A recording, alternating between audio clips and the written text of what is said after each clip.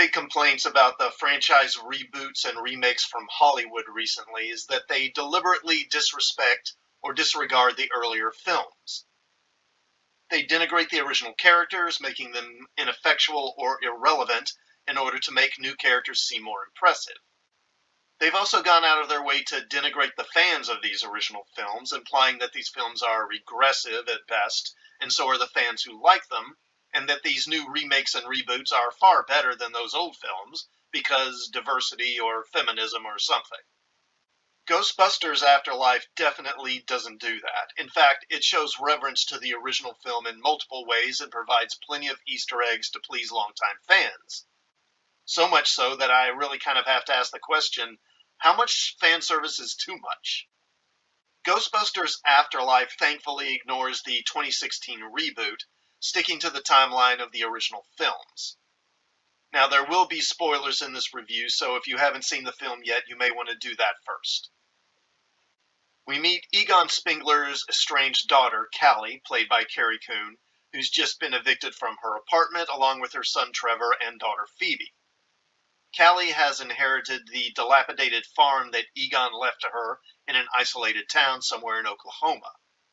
With little money and nowhere else to go, she moves her family to the town of Somerville to take possession of the house and start over.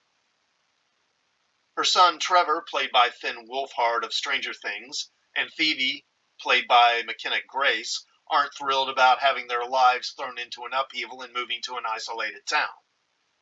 This is an ensemble film, but Phoebe in many ways is really the main protagonist of the movie.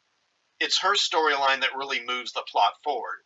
She's a brilliant child, skilled at electronics and science. She's clearly Egon's granddaughter. She discovers an old ghost trap inside the farmhouse, which she shows to her teacher, Mr. Gruberson, played by Paul Rudd, and he then tells her about the Ghostbusters, who she had never heard of, and comes to the realization that her grandfather Egon was a Ghostbuster. She also finds a proton pack in a hidden room and gets it working with some guidance from what seems to be the ghost of Egon. She also befriends a local kid played by Logan Kim, who calls himself Podcast, because he has a podcast, about the supernatural and paranormal events. They discover that a local mine was owned and operated by a man named Ivo Shandor, the man who was responsible for the construction of the building that was used as a gateway into the Earth realm by Gozer back in the first Ghostbusters film. And now it looks like Gozer might be returning. So Egon's grandkids start busting ghosts to save their little town and maybe save the whole world. This film is as much about Egon's family coming to terms with him being a Ghostbuster and embracing his legacy as it is about fighting ghosts.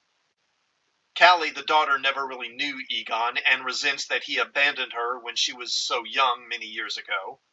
Her children, Trevor and Phoebe, don't really know who their grandfather is when the movie starts, and their learning about Egon and his history is a big part of the film's plot.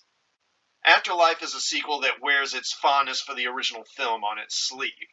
It seems to present some references or Easter egg to the original film every few minutes.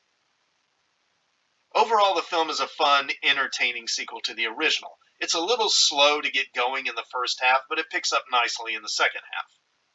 The plot is a little clunky. It takes a while to explore Egon's reasons for moving to this little town years ago, and it does have a few plot holes, but nothing that ruined my enjoyment of the movie. In fact, it's pretty clever how this film connects to the events of the first Ghostbusters film. The performances are good for the most part. The film hinges a lot on the performance of McKenna Grace as Egon's granddaughter. She's a brilliant child, but has difficulty making friends and is a bit of an outcast. Her forming a connection with the ghost of her grandfather and finding herself in this little town is portrayed well by Grace, and she does a good job of playing the role. However, it's Logan Kim as Podcast who is probably my favorite character in this movie. This kid has really good comedic timing and instincts, and his performance is really entertaining. I hope that he'll get more work going forward. I'm tempted to say that Jason Reitman is just good at working with kids, but on the other hand, my least favorite character in this movie is Trevor, played by Finn Wolfhard.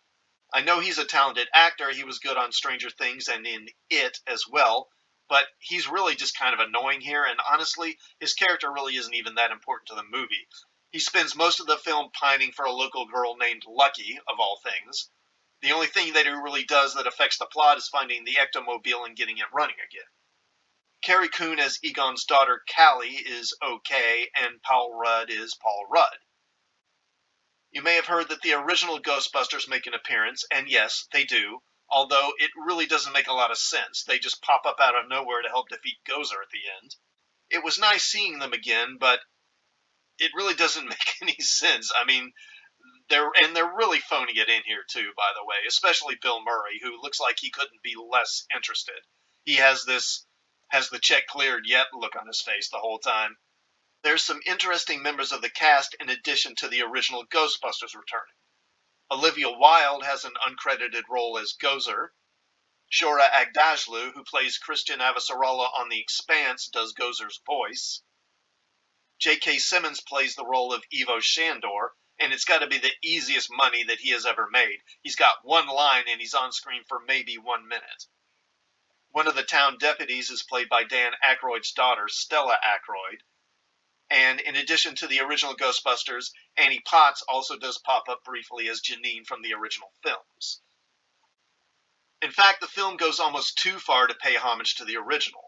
I thought it was getting a bit much about 2/3 of the way through the film when the glove box on the Ecto-1 pops open and there's a Twinkie in it. There's also some little things in this movie that really don't add up. For example, when Trevor, Phoebe, Lucky, and Podcast find Egon's old uniforms and put them on, the uniforms all fit them somehow. And considering the things that they've experienced, why wouldn't Ray and the other Ghostbusters believe Egon when he was warning them about the end of the world coming? The little Stay Puft Marshmallow Men who appear in the trailer pop up several times throughout the movie, but their presence here makes no sense, and it serves no purpose other than for fans to look at it and go, hey, I remember that. There's also a mid-credits scene with Bill Murray and Sigourney Weaver that is kind of pointless. Also, the film contradicts itself pretty blatantly. There's a scene where Phoebe calls Ray and speaks with him on the phone. He mentions that the old firehouse they used to use is now a Starbucks. But then in a post-credit scene, we see the firehouse, and it's deserted and dilapidated as if it hasn't been used since the last Ghostbusters movie. Also in the post-credit scene, we learn that Winston became very wealthy, and now he wants to reestablish the Ghostbusters. So the film ends with the suggestion that there will be more sequels coming. I assume those won't star the original cast, but it's not clear if they're going to star the characters from this film or not either. But these are mostly nitpicks. Ghostbusters Afterlife is a fun movie, especially for families, I think, and I really had a good time watching it. It's not going to win any Oscars, but I think you'll enjoy it, and I give it 3.5 ghost traps out of 5. Now, let me know what you thought of Afterlife in the comments, and also please let me know if you enjoyed this video and hit the like button. Also, please sub to the channel and hit the bell for notifications, and I'll see you all next time. Thanks for watching.